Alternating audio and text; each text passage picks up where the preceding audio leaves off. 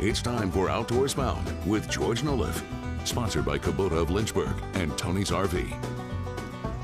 Headed outdoors bound this morning and some troubling news about a keystone species with a multi-billion-dollar impact on the U.S. economy. We're talking about the Atlantic striped bass. A survey that involves the states of Virginia and Maryland reveals a startling picture for the 6th straight year drastically low spawning success. WFXR's George Noliff has the latest.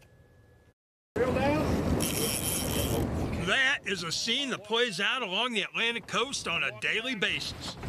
Can't go any further. Get her. You got her? Atlantic striped bass are an iconic species, driving sport and commercial fishing economies from Maine to North Carolina.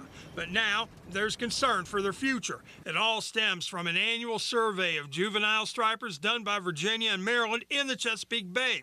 The Chesapeake is the nursery for 70 to 90% of the entire Atlantic coast striped bass population. Still about 6 years in a row of very low reproduction in Maryland, and the Virginia number is about half the average that we see in Virginia. That was Chris Moore of the Chesapeake Bay Foundation, a watchdog group dedicated to the health of the Chesapeake. Moore says the trend's troubling for the long term. Because if we don't have little fish now, that means we're not going to have big fish in the future. Beautiful fish. Let's get her back in the water. But as long as there are poor spawns, the fishery's threatened. So what's causing the issue? Researchers like Moore think it has to do with the milder winters we've been having recently and warming water temperatures. If you go back and look at the historical spawns of striped bass that were really, really good in the Chesapeake Bay region, they almost always coincide with years that have cool temps, lots of rainfall, and we just haven't had those cool temps the last couple of years in the Chesapeake Bay watershed. So what's up with water temperature? Well, it comes down to a matter of timing. See these guys back here on the screen? Those are phytoplankton. They're microorganisms that baby stripers eat.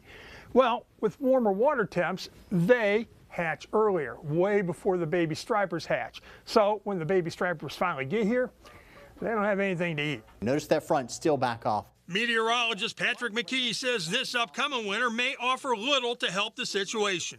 Winter outlook for this year is looking pretty much the same as the last couple of years. Temperatures with the latest forecasts that have come out is looking to be above average for us in the December through February time period. So what can be done to preserve the species? Moore says the one saving grace is there's still a decent population of large breeder fish, and they have to be protected. Obviously, we want to do as much as we can to make sure we have a healthy population of large breeding fish out in the ecosystem so that when the conditions do line up for successful spawning, we do have that. One of the people directly affected by the striper numbers is Captain Johnny Mathena. He guides for trophy stripers during the winter on the Chesapeake. It's all catch and release, and Mathena's involved in the conservation effort, tagging every fish for tracking and research. He says preserving the resource is vital for a game fish he calls the fish of a lifetime. It's definitely a fish of a lifetime. It's catch and release, but for you to see that fish, the first time you see that fish when you're reeling it in, it just takes your breath away. They're so big. Got her. She's in the net. How y'all doing, folks? The Atlantic States Marine Fisheries Commission actually met yesterday and agreed to hold a special meeting in December to consider increased measures to protect striped bass. That comes on top of regulations imposed last year on size limits and open seasons to protect those breeding size striped bass. And so, George, are we close to a moratorium on striped bass fishing? I think something like that happened in the 80s. Yeah, not yet. The experts say not yet. Striped bass stocks are better now than they were back in the 80s, so there are other actions that could be taken. However, the numbers are very concerning.